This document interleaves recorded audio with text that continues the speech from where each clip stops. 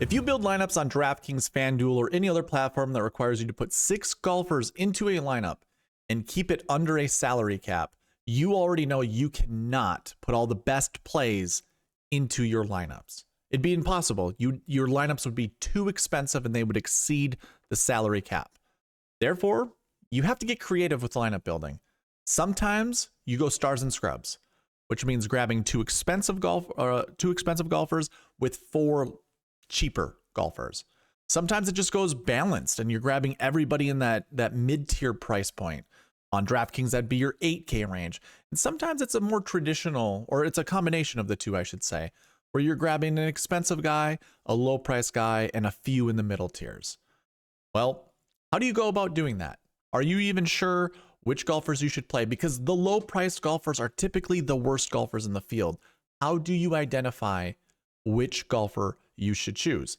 And also, how do you figure out how many high priced golfers to put in your lineup? Is this a week to do all stars and scrubs, or is this a week to go balanced? You just don't know. The bucket system helps us identify which golfers to put into our lineups. It actually projects how many golfers of a particular stat profile we want to put into our lineups. Now, I'm not going to explain everything about the bucket system. If you want to learn more about it, go to SweetSpotDFS.com, find the fantasy tools drop down, and find articles. When you're there, you're going to see 2 articles that I've created. One's called the bucket system. The other one is the combo buckets, which aren't on the website anymore. So you can ignore this one, but check out the bucket system.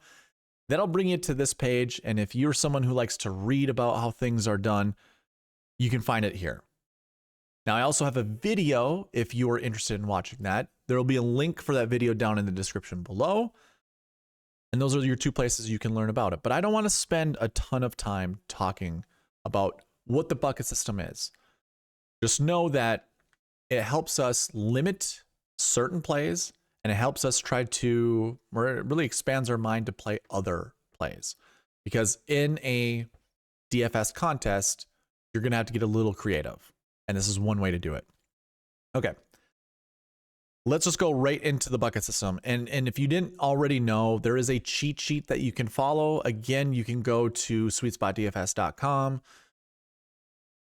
Under fantasy tools, there's a cheat sheet. You'll go to this page here, scroll down and click here. That brings you to this cheat sheet that you see on the screen. I have a masters tab with a bucket system tab. Go to the bucket system tab and you can use the filters there. So as I'm going throughout this video, you can follow along with me. And the very first thing, I think I'm going to go bucket by bucket, and we're going to touch up on some of the golfers. Not all the buckets will we go through, and not all the golfers will we talk about. But I'm here to kind of give you a support or a lens on how to use the bucket system to build better lineups for your contest this week. So let's just take a look at last year, the last year bucket. This is broken up into 6 different buckets, and it goes by every 20th place finish. So 1st to 20 is last year 1. 21 to 40 is last year 2. 41 to 60 is last year 3. 61 to 80 is last year 4, so on and so forth. You can see what the ranges are here. Last year 5s are missed cuts and withdraws, just so you know what entails in there. But let's look at that first bucket. Last year 1. I have 2 projection columns. One is the max projection, one's the min projection. We always round down here and we always round up here. We always round down with the minimum, we always round up at the maximum. So this bucket would read 2 to 4 because 2.07 rounds down to 2, 3.46 rounds up to 4. So 2 to 4 would be the projection of how many golfers we anticipate to finish inside the top 10 from this bucket. And again, last year 1 means they top 20'd the Masters last year. Now, just to add one more piece to this before we get further along in this video, if you see a projection like this, 0.46 to 0.76, as long as there are 2 or more golfers in that bucket, which you can see right here, this automatically becomes 0 to 2. And the reason for that being is I want a 2-point buffer, between the minimum and the maximum at all times. And if at all possible, you always go down with the minimum first before you go up with the maximum. But if the minimum can't go lower than 0, then obviously the max has to go up by 1. You can see that scenario I just kind of mentioned right here, where in the last year's 6 bucket, we have a 1 to 2 projection, but I want a 2-point buffer, and I always want to go down with the minimum first to create that 2-point buffer. So this would become a 0 to 2 bucket. Just so you are all aware, that's how you read the bucket system. For every single year or every single week that I do the bucket system for whatever event that I'm talking about. So last year ones, golfers who top 20 here last year. We take a look at those golfers. This is where you can follow along with me at SweetSpot or on the cheat sheet. Put a filter on the Masters tab and filter out by last year ones. And all the golfers here, top 20 last year, and I can verify that with my course fit section right here. These are all the golfers who top 20'd at the Masters last year. And the projection, if you remember, if I go back to the bucket system, it says 2 to 4. We want to play 2 to 4 of these guys. Now the projection says 2 to 4. There is a possibility that we could get 5 or 6 golfers from this bucket to be inside the top 10. And also for that bucket to succeed with its projection. The reason being is I'm trying to target the optimal lineup, and I'm trying to help you guys target the optimal lineup as well. Well, if, let's just do a hypothetical here, the 3 golfers at the top of the salary, or with the highest salaries in this bucket, Scheffler, Oberg, and Morikawa finished inside the top 10, followed by, say, Tommy Fleetwood, Will Zalatoris, and Sepp Straka. Let's say those 6 golfers finish inside the top 10. It is possible, if these top priced guys don't finish better than 5th place, that definitely Scotty would not be in the optimal lineup, and so too Oberg most likely not be in the optimal. There's also the likelihood Morikawa wouldn't be in the optimal lineup, and it would just be Fleetwood, Zalatoris, and Straka. If those 3 finish in the optimal lineup, but 6 finish inside the top 10, this projection is still correct. Because again, I shouldn't even say again, the whole thing I've ever said on this channel, targeting the optimal lineup or trying to build the optimal lineup, if you hit the optimal, there's no other lineup that beats it. Now, I'm also a realist. Some optimal lineups leave thousands of dollars on the table. I'm not trying to target those lineups. I'm trying to target a more reasonable and sensible lineup. A lineup that uses $49,600 of the salary and above, and is the perfect lineup with those criteria in place. So again, a scenario of these 6 golfers finishing inside the top 10 and only 4 or maybe 3 of them being the optimal lineup still satisfies this projection. Just throwing that out there. So keep that in mind when you are lineup building or considering picking golfers out of these buckets to anchor your lineups around.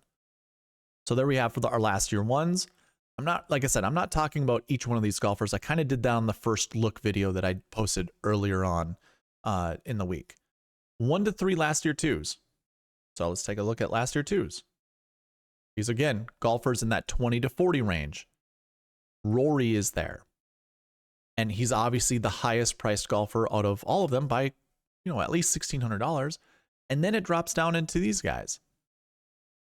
It really depends on your mindset. Not so much your mindset. Who do you want to anchor your lineup around? We just were looking at the last year 1 buckets. You had 3 guys in the 10K range. Did you like any of them? If you did, you probably can't play Rory. If you didn't, so be it.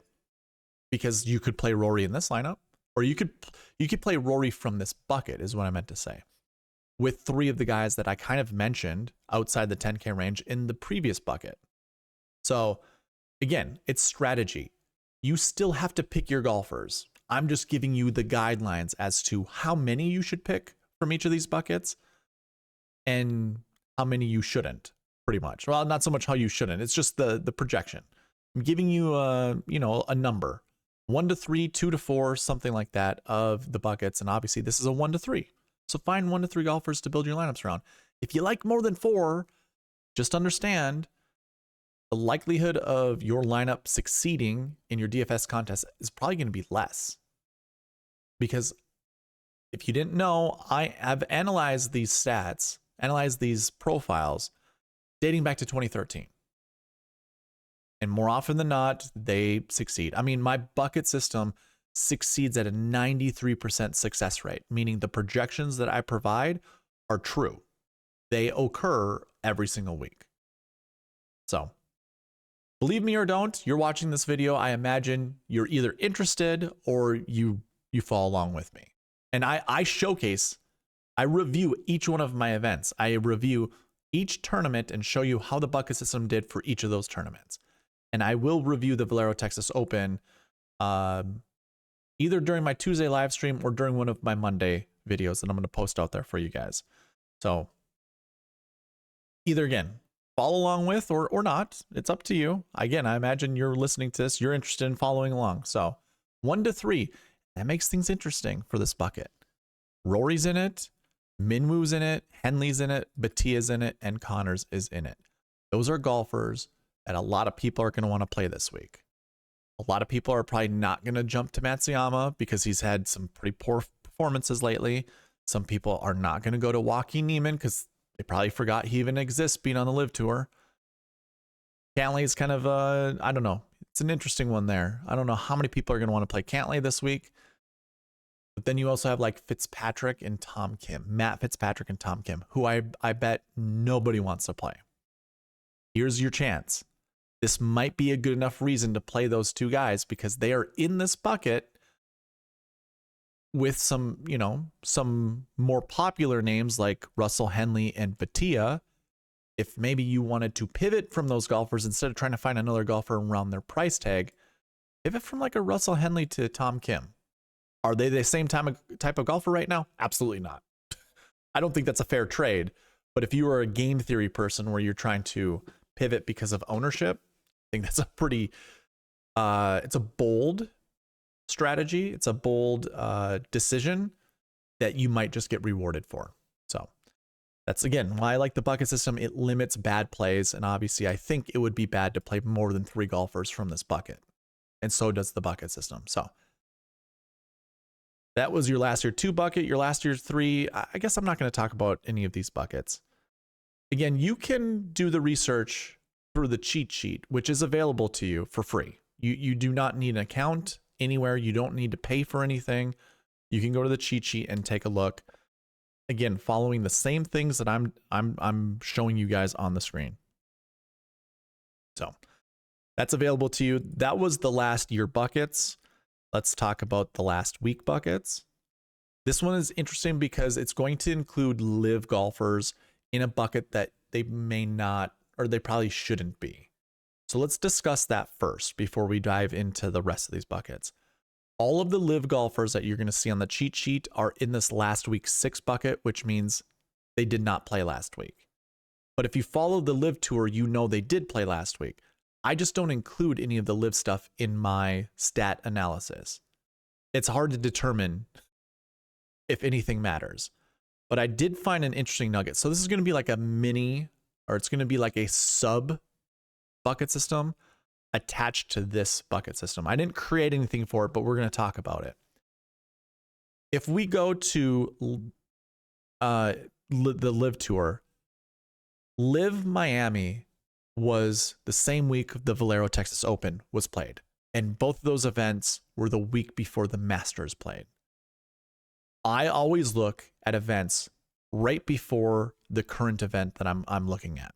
So obviously we're looking at the Masters. I want to look at the Valero Texas Open. I want to look at Live Miami. Mark Leishman won. He is not in the field for the Masters. Charles Schwartzel is. Actually, let me do this differently. I'm not going to talk about the golfers from this week's field yet. Let's talk about the golfers from 2024. And I guess let's go back to my Masters spreadsheet. When I go to 2024, I want to highlight all of the live golfers that played last year inside the top 10.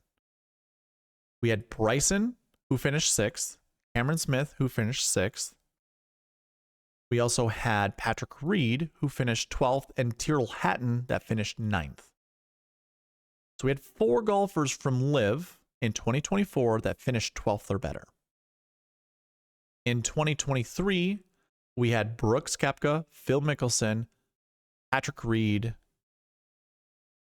and it looks like just those 3 golfers, but they finished 5th place or better. And then in 2022, there wasn't the live tour actually started up after Augusta, after the Masters. So really, we just have 2023 and 2024 to look at, but still live representing pretty strong in the Masters. And one thing to kind of note, Patrick Reed is in both of those years. And the other golfers have just shown up. They've proven to be good at Augusta in the past. Brooks Koepka being one of them, Phil being a past champion, and then in 2024, Cam Smith has had decent results at the Masters. And Tyrrell Hatton, despite not having really good results at the Masters, everyone thinks he's a good fit for Augusta. So let's take a look at the weeks that led into each one of these Masters. So in 2024, they played Live Miami as well. And just remember, we're looking for Bryson, Cam Smith, Tyrrell Hatton, and Patrick Reed. So as we scroll through this, we see Tyrrell Hatton, who finished 4th. This was the week before. This was the event on Live the week before the Masters. Tyrrell Hatton finished 4th. Bryson finished 7th. Patrick Reed finished 9th. Those 3 golfers were inside the top 10 of the Live event leading into the Masters, and they finished inside the top 12 of the Masters tournament. I think I'm missing one, right? Cam Smith? Was Cam Smith up here at all? Cameron Smith was not. Thought when I looked at this earlier, I saw his name, but I guess not. So it was just those 3 golfers that finished inside the top 10 of the Live event that also finished inside the top 12. Now, if we went to 2023, the event right before this, or right before the Masters, was Live Orlando. And Brooks Koepka won that event. Patrick Reed was 4th. And it was just those 2 golfers. Like, I think Phil Mickelson finished 41st place, if I remember correctly. So if I go to 2023, this is your 2023 leaderboard. Brooks Koepka was at $7,600, Phil at $64, and Patrick Reed at $73. Those were your 3 Live golfers, and they were also in the optimal lineup together. I guess that's worth noting. In 2024, only Bryson from the Live Tour was in the optimal lineup, despite the other 3 golfers besides Bryson on Live finishing well at the Masters. So just want to throw that out there. Those are all, there are always things to look into or to consider when building your lineups. But how I feel about Live, it does appear that a little bit of recent form matters heading into the Masters, and the event prior to the Masters kind of can lend a little assistance as to which golfers we should play. So golfers in the field this week that finished inside the top 10 at Live: Charles Schwartzel, Sergio Garcia, Bryson DeChambeau, Phil Mickelson, Patrick Reed, Cam Smith, and Jon Rahm. That's way more than the previous years. So if I were to say, you could probably look forward to maybe at least 2. I think if I were to create a little mini bucket system for this, I think of the Live golfers that I just mentioned, I think you could go anywhere between 1 to 3. 1 to 3 comfortably. You could make the argument that 2 to 4 could be in the mix, but as long as I've done the bucket system, I think 1 to 3 is who you'd want from the Live Tour on your team.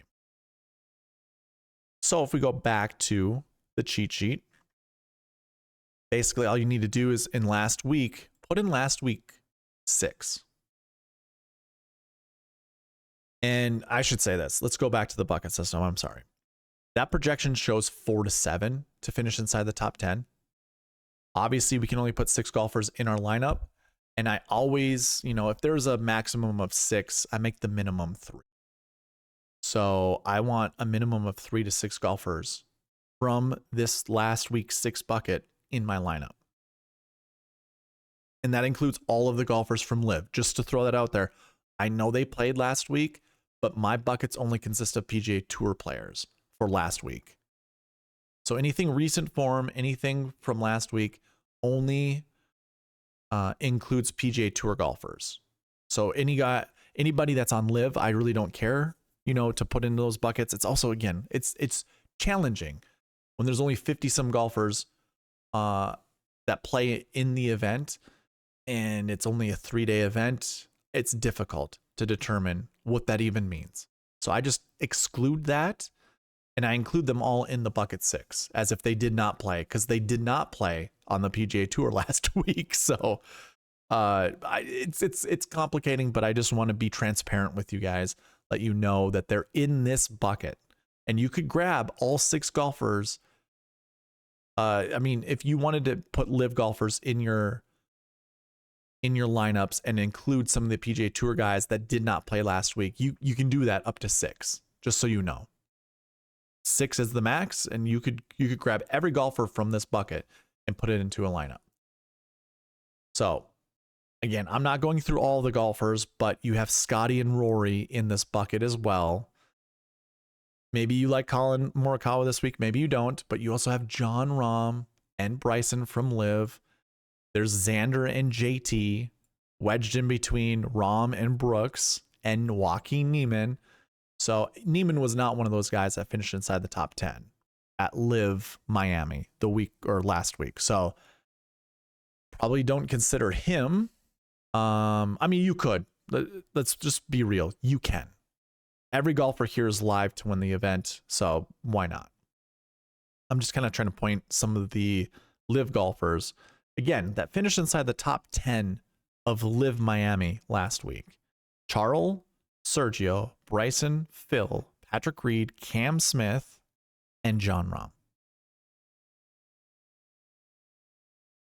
And I mean, it's really up to you guys. What is your choice? You really have to figure out who you like more of the PGA Tour guys, the Live guys, because price tags matter, obviously. 10,400, 9,900. Those are pretty expensive price tags. Can't really pair them up with Scotty, Rory, or Morikawa. I suppose maybe you could with Morikawa, but Rory Rahm lineups or Rory DeChambeau lineups would be pretty challenging, in my opinion. So, interesting there. We can talk about the other buckets briefly. None of these require at least one that played in Valero. But the most notable one are golfers who top 20'd at the Valero Texas Open. That projection says 0 to 20. We have 8 golfers in that bucket. There are 8.08 on average. And again, if you follow me on the cheat sheet, you just remove the filter and just put a 1. And we have 8 golfers led by Jordan Spieth, Corey Connors, McNeely, Young, Harmon, McCarthy, Hoagie, Zach, Johnson. 0 to 2 is the projection from this bucket. Don't play more than 2 of these guys, regardless of their good finish last week. Max it out at 2 and consider 0. So I like Jordan heading into this event. Jordan loves Augusta. He did miss the cut last year. I don't expect him to miss the cut this year. And he did have a 12th place finish at Valero, which is, I like that. I like seeing that from Jordan Spieth. Connors is always a solid play at Augusta. He's played here pretty well in the past. I expect he's, going to get his top 40. McNeely has never played here. Maybe that's a good reason not to play him. And we'll talk about that when it comes to the course history 6 buckets, which means you've never played Augusta. Cam Young is very interesting. I don't know if I can go there, but It's how you can get different with your lineup builds. Seriously, it's how you can get different. He is one of very few. Actually, he's the only guy, I'm sorry. He's the only guy that top 20'd last year and top 20'd last week. Again, PGA Tour events, not live events. So super interesting. Super interesting there. Harmon just won the Valero Texas Open. Just won it. That'll be an interesting dive. We can talk more about that during the Tuesday live video that I'll be doing, or live stream that I'll be doing at 7 p.m. And then, I don't know. I do like Hoagie. He is going to be an interesting play. Don't really care for Zach Johnson. And Denny McCarthy, I don't know, man. It's difficult to go there with Denny when it comes to the Masters. I just don't think it's a good fit, but who knows? Maybe things change this year. Okay.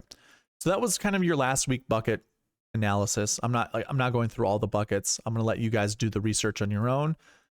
Course history threes. Now this is interesting. It has well been known that golfers with good course history at the Masters, it's like one of the stickiest stats for when it comes to course history for any event is the Masters. A lot of that has to do with the limited field size and just the same guys showing up over and over and over again. There are a few that tend to always play well at Augusta. So 0 to 2 is the projection for the best course history in the field. We can take a look at that and I can explain more as we go through. Course history 1. Scotty Scheffler, Oberg, Morikawa, Rahm, Zalatoris, Bobby Mack, Højgaard, Pavon, and Adam Schenk. If the course history in these two columns matches the last year, you can bet they've only played this event one time before. So Højgaard, Matthew Pavon, Adam Schenk, and Ludwig Oberg. They've only played the Masters once, and that is their course history. So I would say, with that being said,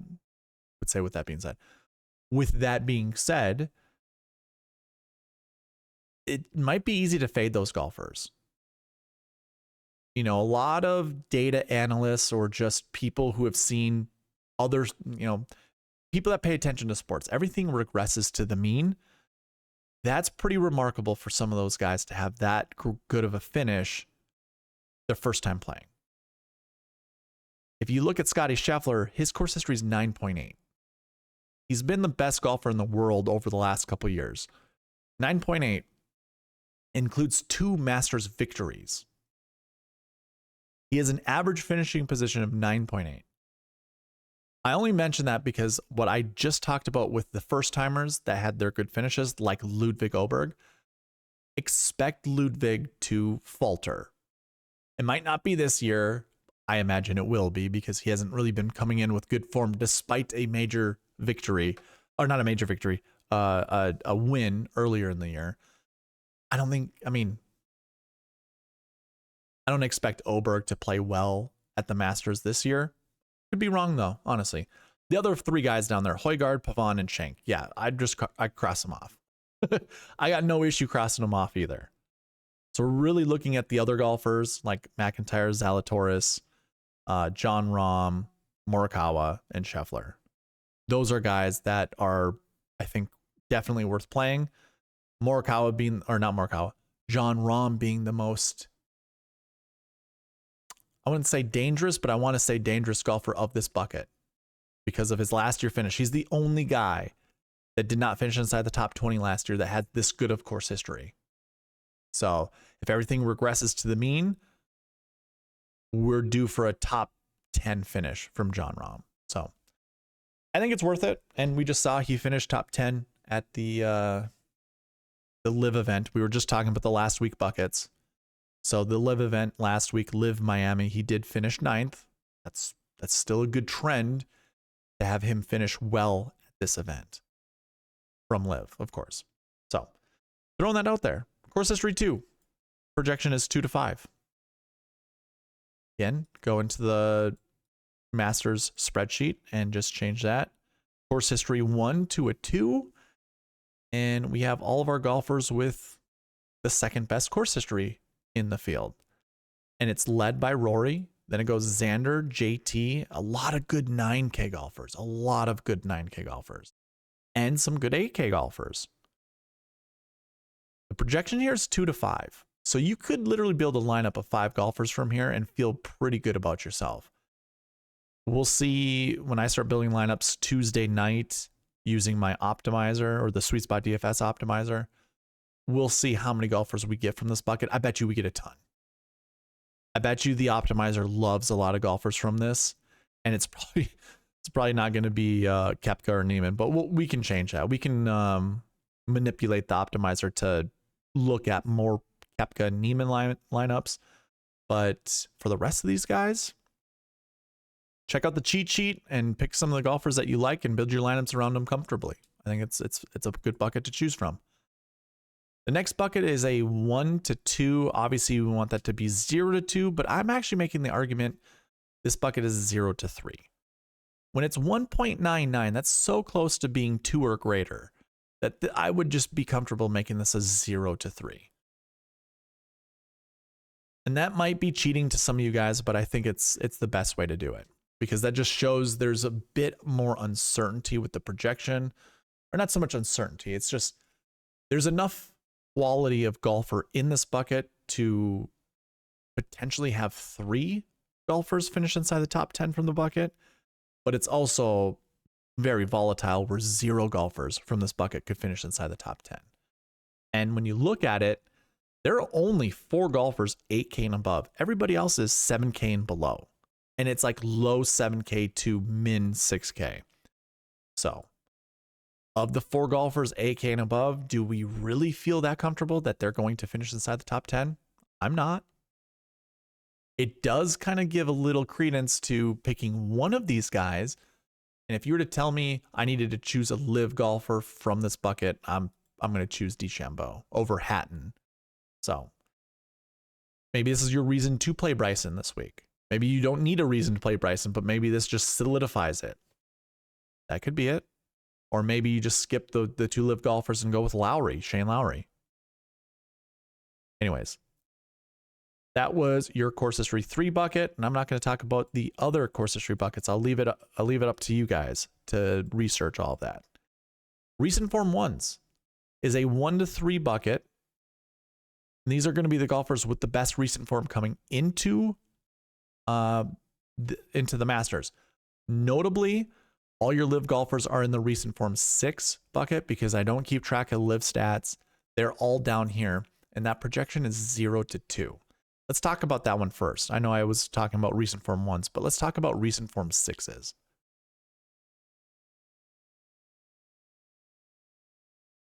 Like I said, this includes all of your live golfers, and then there are going to be some of the old timers and rookies down here. I'm not going to play, Evan Beck, Hiroshi Tai. I won't be playing any of those golfers. That's fine. The old timers, VJ, Longer, Fred Couples, Olazabal, Weir, and Angel Cabrera. I know Angel just won on the Champions Tour, but I'm not playing any of these old timers. They don't have the endurance to play all 72 holes at Augusta at a high level. Not when it's compared to the other golfers that are in the field. So I'm just going to ignore them. I don't care. The other golfers are your live golfers. Jon Rahm, DeChambeau, Koepka, Niemann, Hatton, Smith, Johnson, Reed, Garcia, Mickelson, Schwartzel, and Bubba Watson. I would make this bucket a 0 to 3 bucket because, like I said,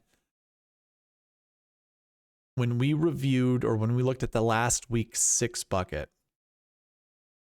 and did the mini bucket for the live golfers, every single year at the Masters, we have seen 3 to 4 golfers inside the top 12, and each one of those golfers had a top 10 finish at the live event the week before the event, before the tournament. And what we noticed this year, the Live Miami event, the top 10 was not in this particular order, but Jon Rahm, Bryson DeChambeau, Cam Smith, Patrick Reed, Sergio Garcia, Charles Schwartzel.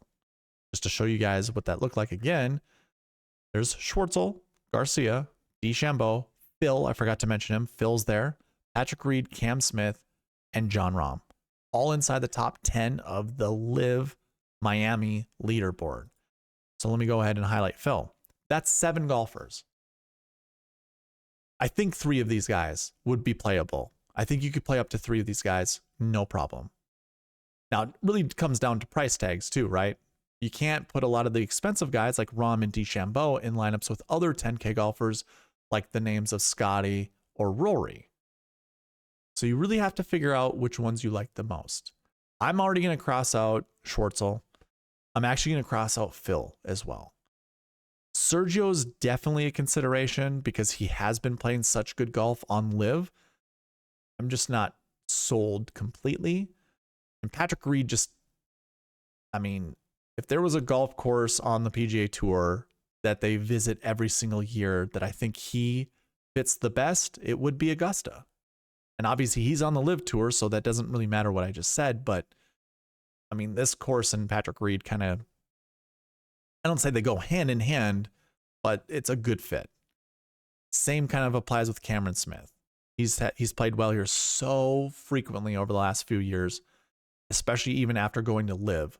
That's hard not to consider Cameron Smith, even regardless of how poorly he's been playing on Live. DeChambeau and Rahm, I mean, you choose your poison there. DeChambeau in my model is pretty good, and I think that's because of his success at the U.S. Open last year. Obviously, he won, and the other major championships. So I'm gonna probably fudge those numbers a little bit for the Live golfers just to give them a little bit of a boost. But yeah, these 7 golfers, I think if you wanted to play up to 3 of them, you get the green light for me, which I don't know if that means anything to you, but it looks good. It looks good. All right, let's move on. Let's go back to the recent Form 1 golfers where our projection is 1 to 3. These are the golfers with the best recent form on the PGA Tour heading into the Masters, somewhere between that 0 to 20 average finishing position within the last 7 weeks. That's how my recent form buckets are created. Within the last 7 weeks, that's 2 months of time. That matters more to me than the rounds of golf played. So you have 10 golfers, including Jose Luis Ballester. That's a 17th place finish that he has at the Mexico Open that's making him in this bucket, or that puts him in this bucket. I'm not treating him anything like the other golfers that are here. But it is worth noting again, this is a 1 to 3 bucket. Can there be more than 3 golfers from this bucket inside the top 10? Yes, there can be. Or I should say, let me rephrase that. Can there be more than 3 golfers in this bucket and also having the bucket be successful, as in the projections were correct? Yes. And I'll explain again why. I did this in a previous bucket. But if you had Rory and Scheffler finish worse than 5th place, but still inside the top 10, and you had someone like Henley, McIntyre, and Sepp Straka finish inside the top 10 as well, but maybe those 3 golfers were in the optimal lineup, I would exclude these guys because they were not in the optimal lineup and only look at these 3. That would satisfy the projection.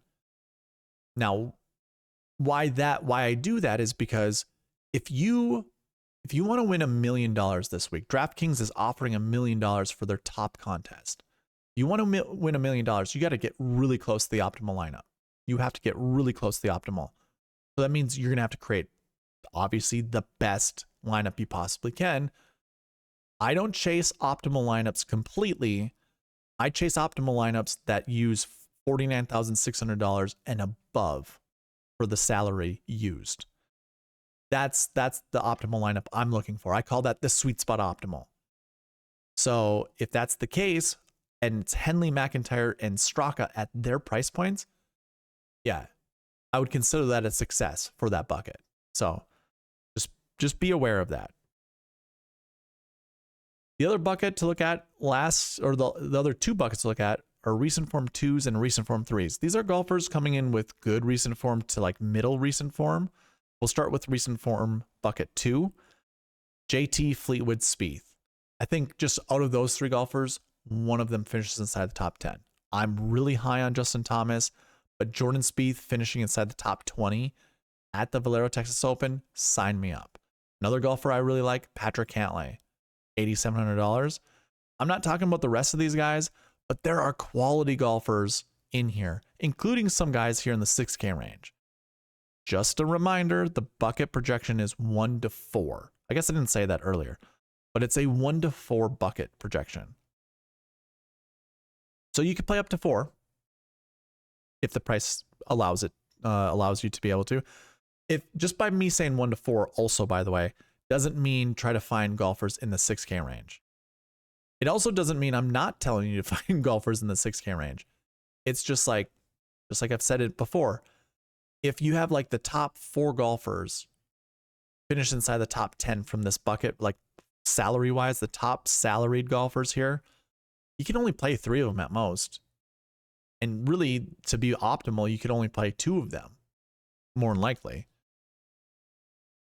So just keep that in mind. But again, the maximum is 4, so don't build a lineup of 6 golfers from this bucket. That's kind of the beauty of the bucket system. It also limits you on what to do. Kind of steers you into some of the buckets, but it's like, don't play more than X amount of them. Next one's recent form 3s, and we want 1 to 3 here. And you get Xander in this bucket, Hovland, and Batia. They're the only 3 golfers $8,000 and above. You get a good chunk of 7K golfers. You get 7 of them. And then everybody else lives in the 6K range.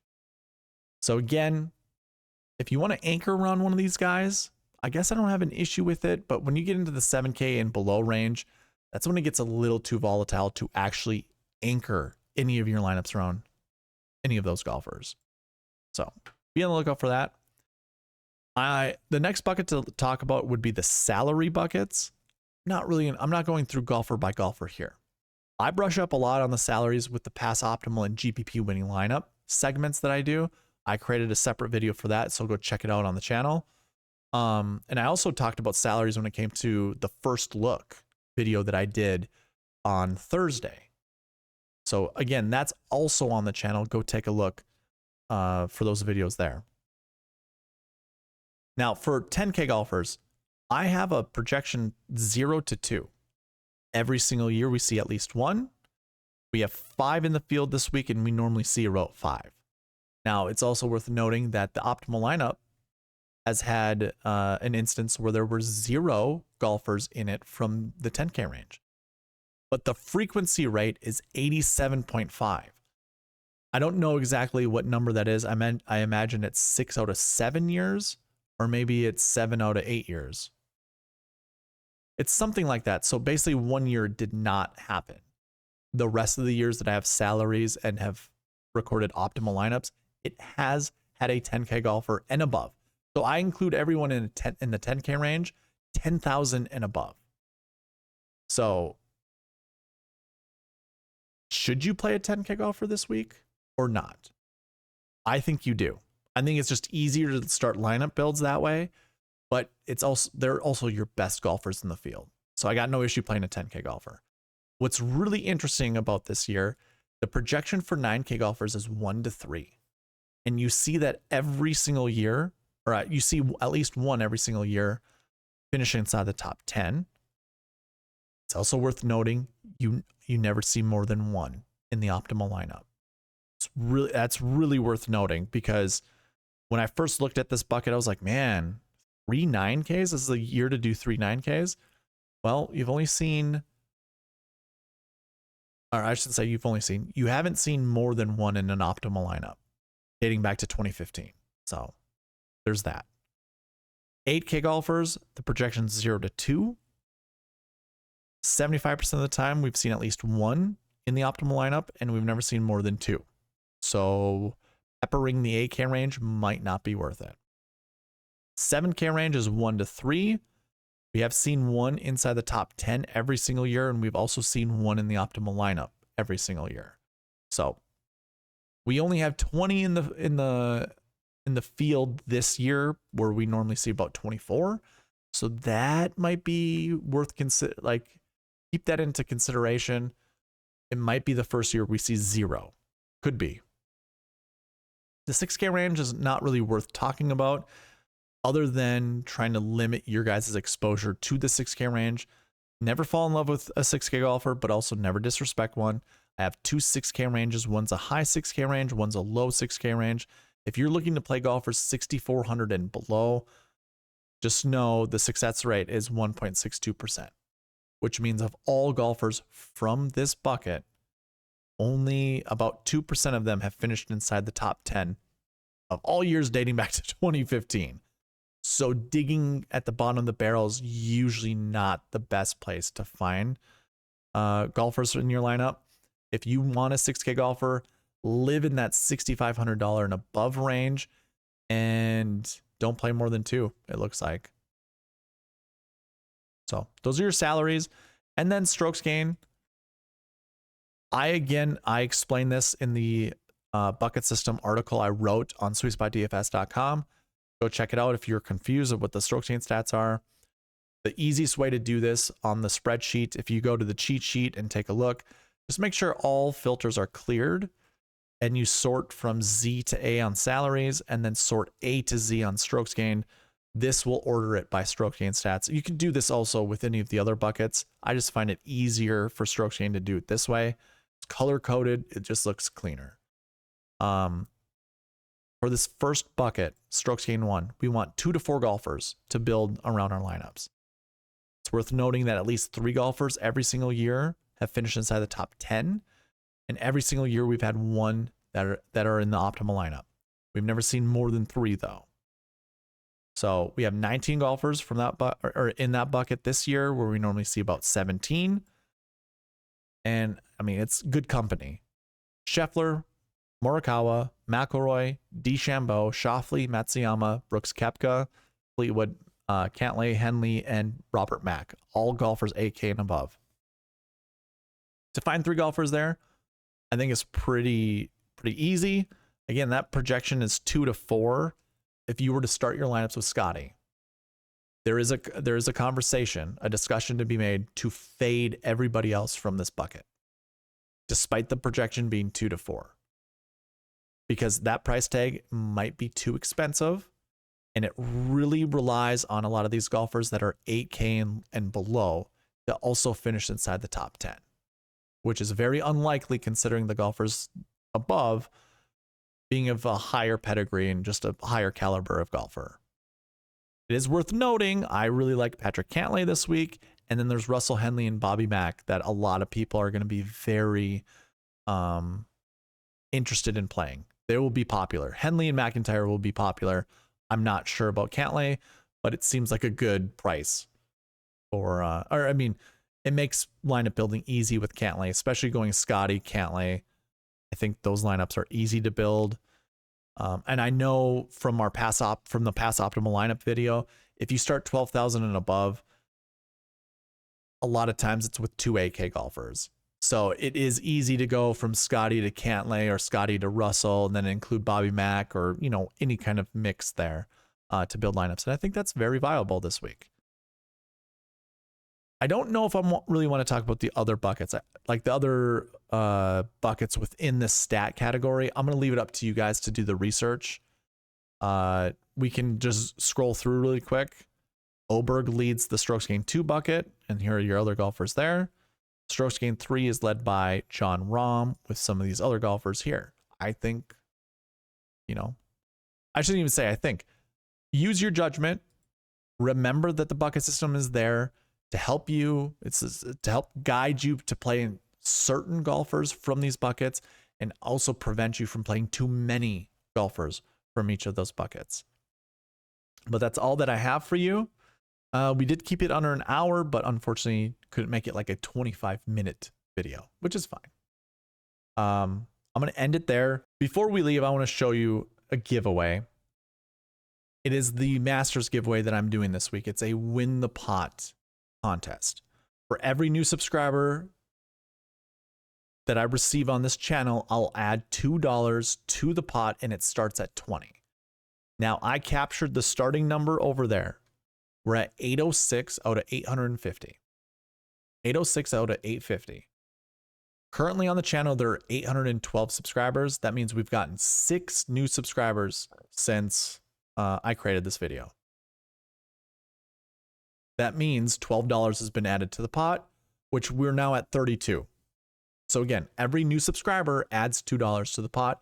If you want an entry into the giveaway, comment down below on any of the videos I post for the Masters. And if you want additional entries, if you share these videos on the social media platforms, I will give you an additional entry each time you do that. So I'm active on x.com, formerly known as Twitter. If you share it on any other social media platform, let me know.